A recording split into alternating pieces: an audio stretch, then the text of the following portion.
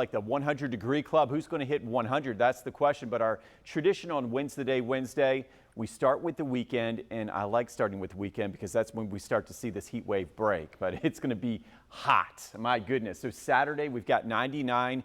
You know, over the next few days, it's going to be tough to squeeze out any rain. I think Saturday, at least, there will be some increasing, at least late day storms. But I think Sunday would be the day where we go from near that 100-degree mark to back in the low to mid 90s with a better chance of afternoon storms. So as we look at this, this is going to be interesting. Will we have an extreme heat warning? You know, we're used to the heat advisories, but we could go into the extreme category, especially if we push that feels like temperature to 112. And again, at least a late day storm. But Sunday would be the day where we'll start to see the heat wave break. And in that most accurate 7-day forecast, I have highs only in the 80s for a few days next week. So hang in there. I know we're just getting started on the heat wave this week. We do have that heat bringing a weather impact alert. In fact, officially a heat advisory for all of us from 11 a.m. to 7 p.m. Dangerous heat. There's those feels like temperatures. Today we're more in the 105 to 108 range.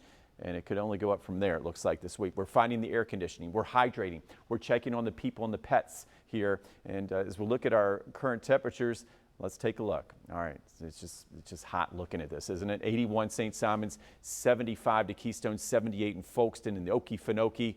All right, okay, so feels like temperatures today. We said peaking more like 108, 109. Well, we got temperatures feeling like 100 as early as 11 a.m. this morning. So that's why we have that weather impact alert kicking in.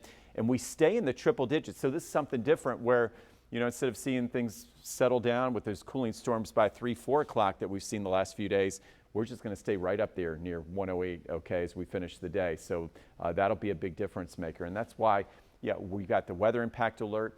Notice the feels like temperatures Wednesday, Thursday, Friday, Saturday, right up there near 110. Sunday, starting to see a little bit of improvement, but not until then. There will be several spots that hit 100, and I still would not be surprised if Jacksonville officially got a 100-degree reading. So as we look at areas to watch for that first 100 of the season, hottest weather of the season is here, Lake City, Sanderson, McClenny, and Baker County. We're also watching wildfires out there. We'll talk more about that. We're streaming through 9 a.m.